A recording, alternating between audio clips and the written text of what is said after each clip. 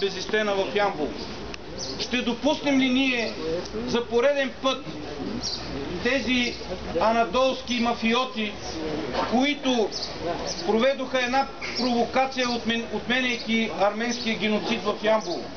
Ще допуснем ли да сложат алчната си ръка и върху този български символ Безистена? Естествено, че ние днес сме тук, за да покажем на съда в Ямбол, че народа е тук пред съда и той казва твърдо: не на ДПС! Ново ДПС! Ново ДПС! Ново ДПС! Ново ДПС! Ново ДПС! Ново ДПС!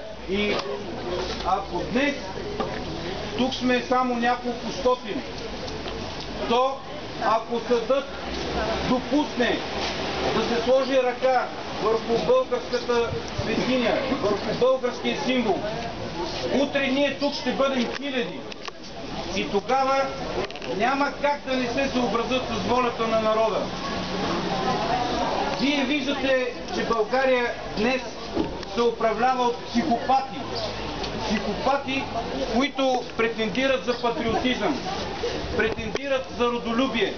До днес тези психопати ги няма тук, за да защитат България, за да защитат българщината. Нещо повече, тези психопати са на път утре да сложат турски учебник в раничките на децата, на българските деца.